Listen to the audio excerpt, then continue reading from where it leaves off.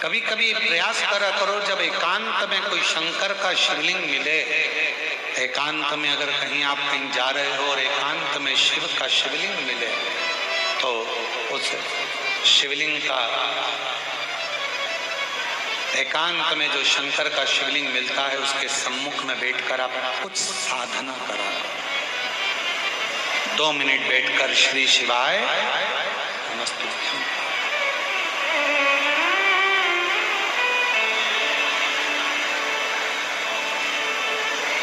कभी मिल जाए एकांतेश्वर महादेव, जैसे जिस नारी का गर्भ अवस्था में अगर मालूम पड़े, किसी नारी का गर्भ में गांठ आ जाती है या बच्चादानी में खराबी हो जाती है या गर्भाशय उसका खराब हो जाता है या गर्भ में बच्चादानी में गांठ पड़ जाती है या कहीं छाती में चेस्ट में गांठ पड़ जाती है, तो प्रयास करो कोई एकांत में शिवलिंग हो, अपने घर से 2 लोटा जल भर कर ले गए। जब घर से लोटा भरकर जल लेकर जाओ तो घड़े पर घड़ा रखो, अर्थात जैसे एक घड़ा है उस घड़े पर दूसरा, मतलब एक लोटे पर दूसरा लोटा भरकर लेकर जाना। 5 दुर्वा, 5 बेलपत्र, 5 चावल के दाने, 5 कनेर के पुष्प, जो एकांत में शिवलिंग होता है वहां लेकर जाना चाहिए। पहले बाबा को जो तुमने 2 कलश जल लिया है, उस 2 कलश को 2 लोटे को एक के ऊपर एक रखकर अपना हाथ रखकर बाबा को अपने मन की कामना कर कर के, बाबा मेरे ये गर्भाशय में, मेरी बच्चादानी में या मेरे शरीर में गांठ पड़ गई है, बाबा इसको समाप्त कर। विनय कर कर, निवेदन कर कर कुंदकेश्वर महादेव का नाम लेकर एकांतेश्वर महादेव पर दोनों जल की धार एक साथ चढ़ा, और बाद में जो दुर्वा लेकर गए हो 5 वो शिव जी को समर्पित करें, बेलपत्र भगवान शंकर को समर्पित करें, कनेर के पुष्प शिव जी को समर्पित करें। मन की कामना कर कर कनेर के पुष्प को शिवलिंग पे से उठाकर माँ जगतजननी जगदम्बा अम्बा का जो स्थान है, ये शिवलिंग शंकर जी का स्थान है। ये जो गोल जलाधारी होती है ये माँ पार्वती जी का स्थान है। जो कनेर का पुष्प शिव जी के ऊपर चढ़ाया है उसको उठाकर 5 पुष्प को जगतजननी जगदम्बा के चारों तरफ रख दीजिए।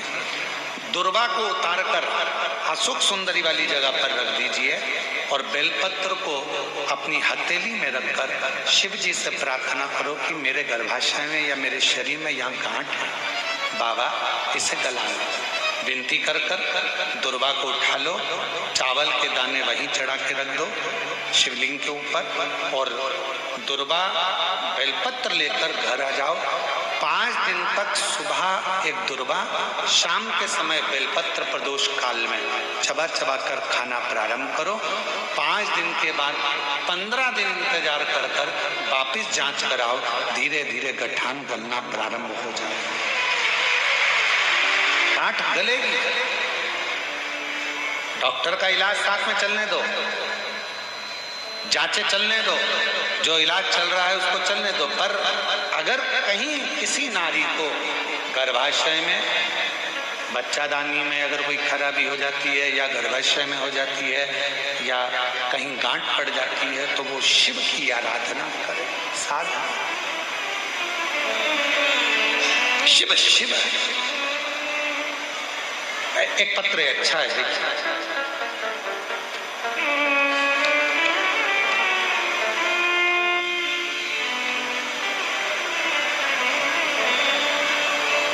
मैं पिंकी देवी धनबाद की रहने वाली हूँ, कहीं बैठी हो तो हाथ हिला सकती हैं।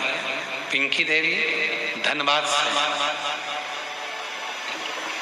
कहीं बैठी हो तो हाथ हिला सकती हैं।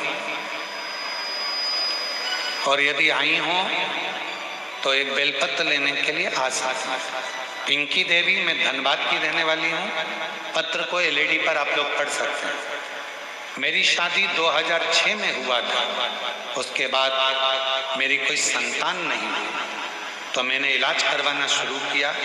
सभी डॉक्टरों का इलाज करवाया पर कोई फल नजर नहीं आया। आखिरी में टेस्ट पे भी करवाया तो भी संतान का सुख नहीं आया। किसी ने कहा कि मेरा गर्भाशय बेकार है, कोई कहता है कि संतान नहीं होगी।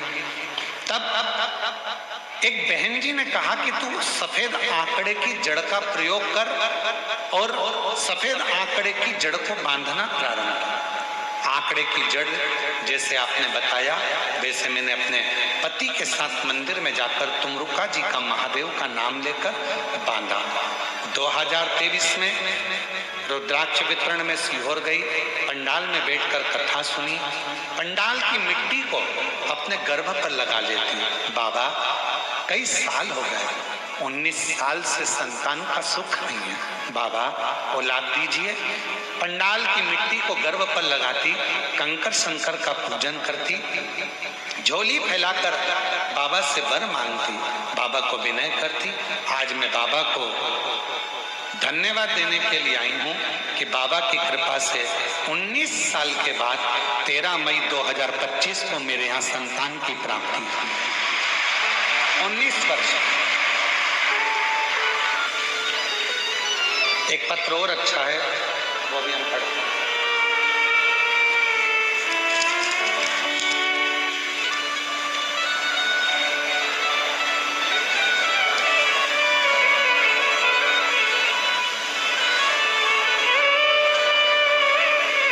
अनीता कुमारी, पति पवन कुमार, मोकामा, पटना से आए हैं। कहीं बैठे हो, पटना के रहने वाले हैं, कहीं बैठे हो तो हाथ हिला सकते हैं।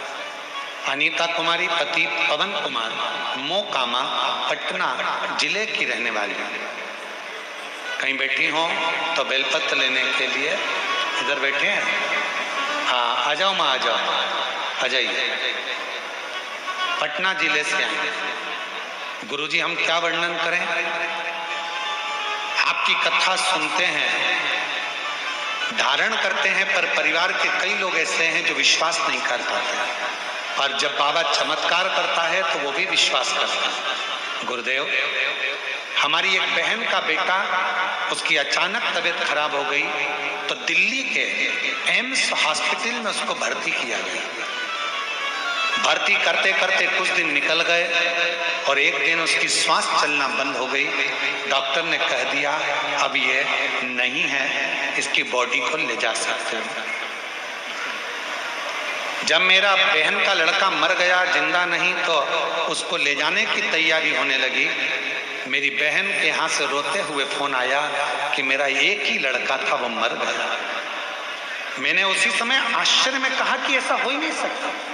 तू सबसे पहले बॉडी को लेकर मत जा, एक काम कर, अगर एम्स हॉस्पिटल के पास में कहीं शंकर जी का मंदिर हो, वहां जल चढ़ा दे, एक बेलपत्री उसकी छाती पर रख दे और उसके मुंह में थोड़ा सा पानी दे दे। डॉक्टर नहीं देने देंगे तो कह देना गंगा जल है, तू लेकर तो जा। मेरी बहन का पति दौड़कर शंकर के मंदिर में जो बिस्लेरी की बोतल थी पानी की, उसको ले जाकर शिव पर चढ़ाकर वो पानी झेल लाया और बेलपत्र लाकर उसके शरीर पर रख दिया, जिसके अंदर प्राण नहीं था। गुरुदेव, मुख को खोलकर जल डाला और माँ ने जब बहुत तेज छाती पर दबाव देकर उस बेलपत्री को दबाया, तब बेटे की एकदम श्वास आ गई और श्वास आने पर बेटा एकदम हिचकी भरने लगा। गुरुदेव, बाबा का मैं क्या गुणगान करूं।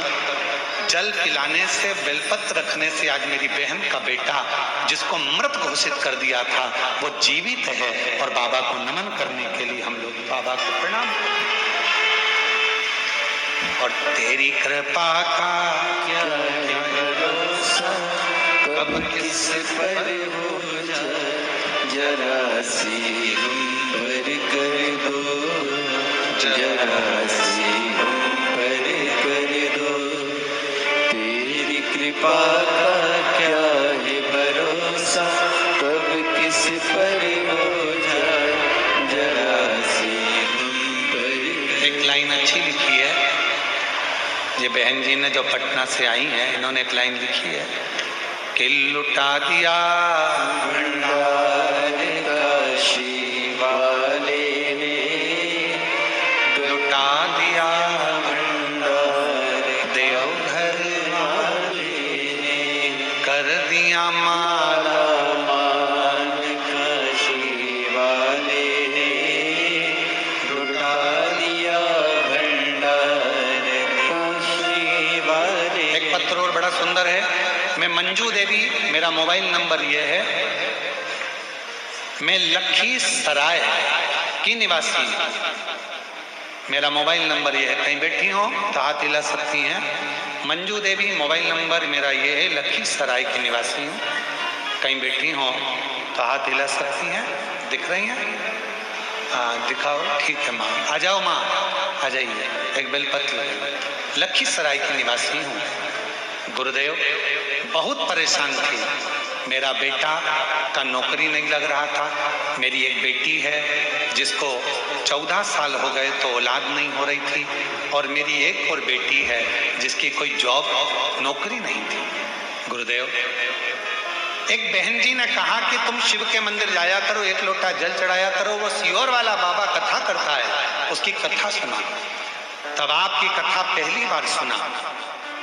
गुरुदेव आपकी कथा जमशेदपुर हुआ, मैं अपने एक बेटा एक बेटी को लेकर कथा पंडाल में पहुंच गई।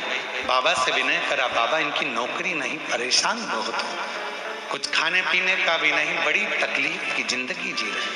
बाबा कुछ कृपा करो। आज बाबा को मैं धन्यवाद देने के लिए आई। मेरी बेटी जो हिम्मत हार चुकी थी, एग्जाम नहीं दे रही थी, आपकी कथा सुनने के बाद उसने एग्जाम देना प्रारंभ करा, और बाबा की कृपा से आज मेरी बेटी का सिलेक्शन भगवान शिव की कृपा से शिक्षा वर्ग में हो गया। मैं बाबा को धन्यवाद देने के लिए आई। गुरुदेव मैं बाबा को धन्यवाद देती हूँ। मेरा बेटा आप पर भरोसा नहीं करता था, पहली बार कथा के पंडाल में बैठकर कथा सुना, और बाबा की कृपा से आज मेरे बेटे का सरकारी नौकरी रेलवे में लग गई है। मैं बाबा को प्रणाम करने आई। जिन दो बेटा बेटी को लेकर कथा में आई थी, दोनों की नौकरी लग गई, और बाबा मेरी एक बेटी जिसके यहाँ 12 साल तक संतान नहीं थी, बाबा की कृपा से उसका भी गर्भ ठहरा। मैं बाबा को प्रणाम करने के लिए यहाँ,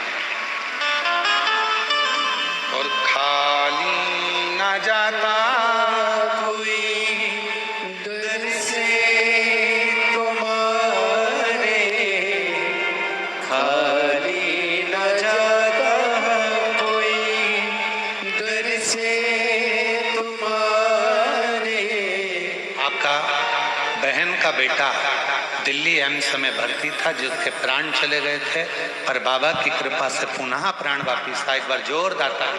मैं भी खड़ी हूँ नदी बाहें फसाए, अपने हृदय से लगा लो,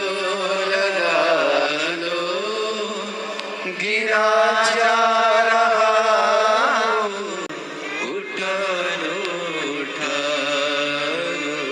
भोले अपने दर से अब कौन डालो, गिरी जा रही हो, उठा लो,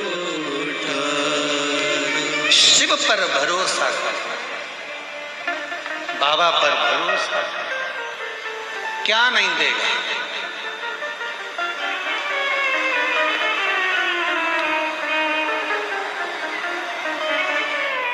कोई जल्दी बनता है, कोई लेट बनता है, शिव को जल चढ़ाने वाला एक दिन सेठ जरूर बनता है।